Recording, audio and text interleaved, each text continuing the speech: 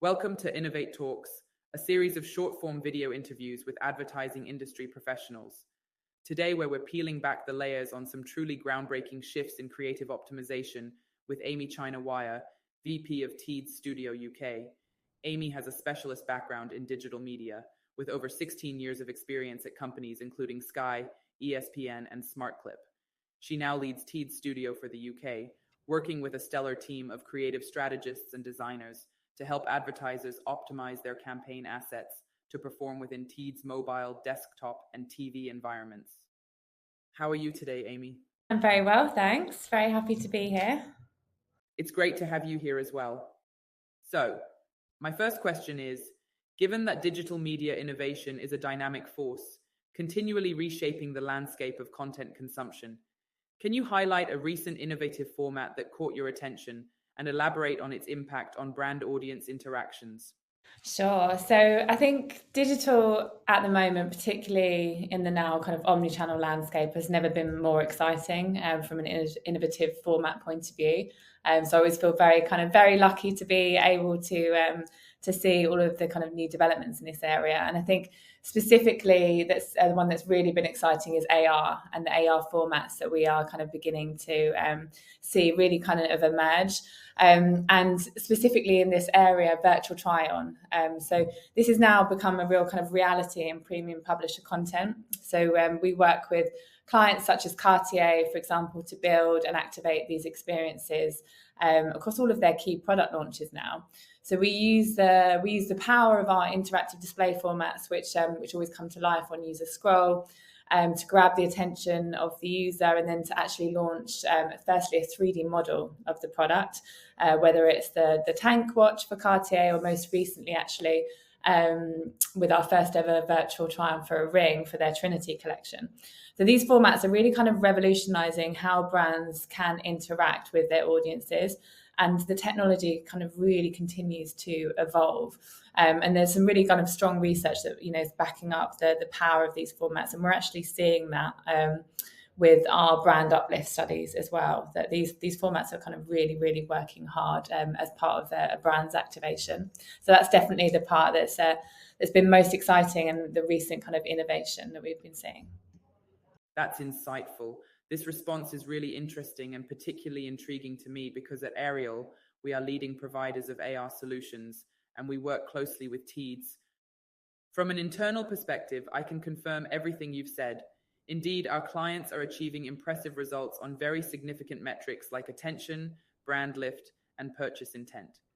Moving on to my next question, storytelling is the holy grail in engaging audiences and capturing sustained attention. That's well known. Can you share an example of a campaign that successfully used creative storytelling across multiple channels? What made it effective? Yeah, definitely. And I think Omnichannel has really kind of given us even more of a platform to create an orchestration that really kind of delivers on this storytelling that you talk about for a brand. What we've kind of really sort of tried to lean into with our clients is looking at by utilizing their campaign assets across multiple touch points, from the hero video creative to build the brand on CTV and in digital video channels, to then nudging consideration on mobile in high impact display formats, which I've already mentioned. And then these can also be used obviously in activating an AR format as well through the funnel. So there's actually a couple of examples that I wanted to kind of mention that we've successfully run here at Teads. So the first one is actually for a campaign that we did for Nissan. So Nissan are a kind of huge auto partner for us and really kind of lean into creative innovation, which has been a really exciting journey for us. They had a partnership with The Flash, the movie. So they had a real opportunity to use some kind of really unique content that they ran across the Teads format. So they ran desktop and mobile with their kind of video creative.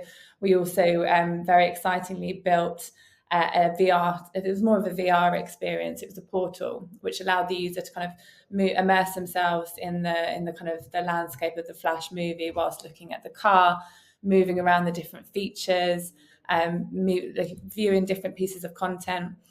And then what we also did is we had the ability to activate the users to launch the AR from the CTV creative itself by using the QR code. QR codes are obviously very, very important in being able to link these channels together. And we actually saw that the users that were scanning the QR code on the CTV and moving into this portal experience, we saw an average dwell time of 55 seconds for that. So it was really, really exciting in terms of what we're actually seeing with engagement with combining these channels. And then the second one I wanted to mention, and this is again, this is a really exciting space that we're kind of testing in, is working with outdoor, out of home kind of campaigns as well. So we had a really great partnership with Chaumet, the kind of jewelry brand, where they had some activations out of home, which are these amazing 3D experiences. So we were able to kind of take that animation and build it into our in-read format. So again, we were able to use the mobile ad slot that we have to kind of bring that 3D experience to life, whilst also running across CTV, so using our native formats as well as in-stream. So again, we're kind of really starting to see these experiences, these great experiences that are being created by brands, have life beyond just the channel that they were built for. And that really kind of helps us to do that kind of storytelling piece across channels. And it's something that we hope to do a lot more of this year. Wow, I find the Nissan case really interesting.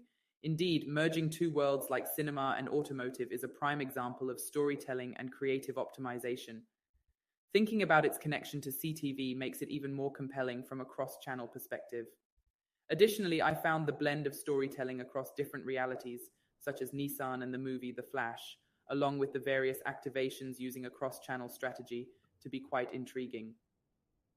Moving from storytelling to effectiveness, quantifying the impact of creative content can be complex, especially when integrated across various channels. What metrics or indicators do you rely on to measure the effectiveness of creatives? So, I mean, creative effectiveness and measurement is super important for us, and we always encourage our clients to move beyond media KPIs when measuring its success. So we have a framework in place that allows us to really measure at various points in the creative process, as well as when the campaign is launched. So we start by looking at testing the assets pre any optimizations to ensure that we are actually maximizing the efficiency of the creative edits that we do.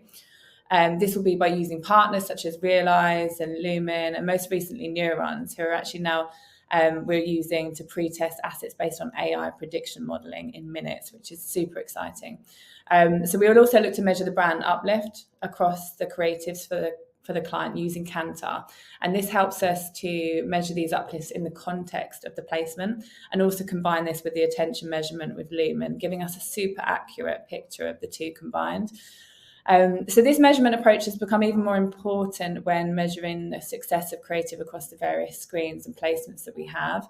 CTV being a new channel throws out different challenges, and as we strive to be as like for like as possible, most of our measurement is done actually via mobile and desktop currently, where CTV requires more of a passive measurement. So we have run studies to date, and we are ensuring that it's like for like as possible in the viewing environment to take into consideration that experience and the experience of each of the channels. So whereas we are doing this consistently, we are still very much in a new era with CTV. So it's something that we will definitely kind of see evolve, I think, as we kind of move forward on this journey. Thanks for your insights, Emmy. I'd like to compliment you on the framework you've developed in collaboration with various partners. Measuring attention today, as well as effectiveness and efficiency, is extremely important for assessing and maintaining the health of a campaign. Additionally, at Aryel, we analyze emotion metrics through our AI insights, allowing Aryel users to optimize their campaigns using this critically important metric in terms of emotional effectiveness. Well, we've come to the end of our discussion. We've explored the evolution of digital media, including the emergence of innovative formats like AR creative advertising. We also discussed the significance of storytelling within a cross-channel strategy, and wrapped up by emphasizing the importance of measuring both efficacy and effectiveness to optimize campaign creatives. What more can I say? I would love to express my gratitude for your insights on creative optimization. Thanks again for your time, Emmy. See you all at the next episode of INNOV8 Talks. Thank you so much for having me.